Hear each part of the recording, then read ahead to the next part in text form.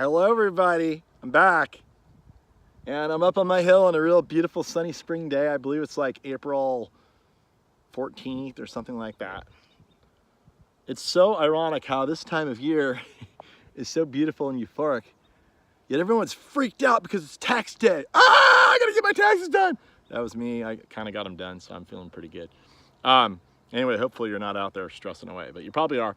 But anyway, what do I want to show you today? You're probably wondering, what are those, right? What are those plants? So I'm up on my hill where I did my very first citrus grove. It's really sad and terrible now. You want to grow plants how I say and not as how I do, because I've never fertilized these trees once, which is kind of like a good experiment to do. And I planted them about 18 years ago, all different varieties. Some of them are doing, relatively good, and then, some of them aren't. But it's amazing. These trees are so tough. And actually, for the last 2 years, we haven't even watered these trees. I really got to get the irrigation going again. But I've since gone on to bigger and better things. A much bigger grove up in at my ranch, up in Winters. You've probably seen some videos there. But anyway, one of the things you want to do, besides like fertilize and care for your trees and prune, I've never pruned these and never done anything to them, but you still get fruit. So shows you once they're established, they don't need much. But I have to get the drip system going again, get it all happy, put some fertilizer, and just like the citrus, here's a holiday avocado, which is doing really well considering I've been just abusing this poor plant. I'm too busy working for you guys to take care of my own garden. It's really sad. I bit off a lot.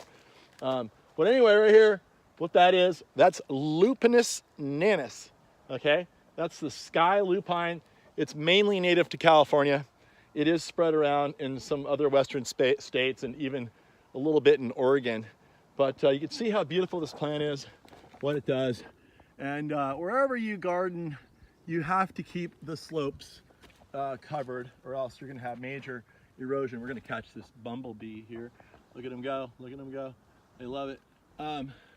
Someday, I'll even teach you about the birds and the bees. Anyway, so you want to get your ground covered up one way or another. You don't want nasty stuff coming up, so you want to discourage that by picking it before the thing sets flower. Like for instance, this nastiness right here, we don't want that. I don't even know what a lot of these weeds are. I just know which ones are benign and which ones are lame. Well, this one's lame, I hate it. It's kind of thorny. So up here you've got coyote brush, always trying to creep in. It's a real common plant in Northern California. When the ground is moist, you can just pull them out with one hand if you're super strong, like Super Escaper. But that thing will turn into a huge bush. It's really fire hazardous. Then you'll have oaks coming up. They're just the whole world's trying to dismantle what you did constantly, especially on huge properties like this, 8 acres.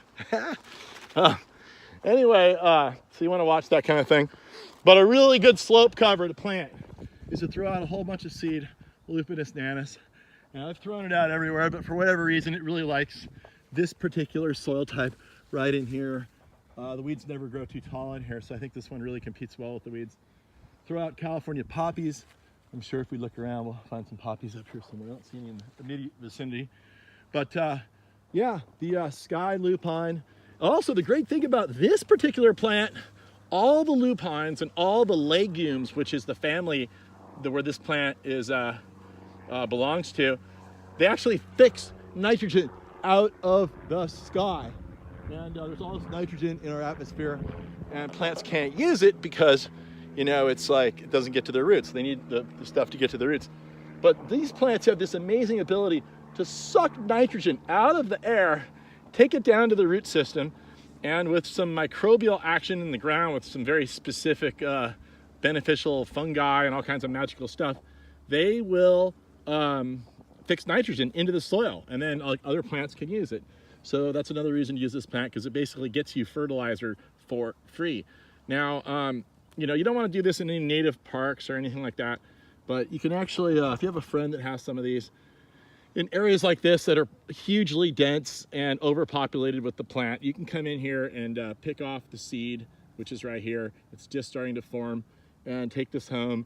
Don't take it apart or anything, just throw it where you want it. And next year, you'll have some lupines. See, there's gonna be a whole bunch of seed in here. There's gonna be way more seed than this population needs to keep going. But there you go, Lupinus nanus. I'll leave you with a really super beautiful little flyby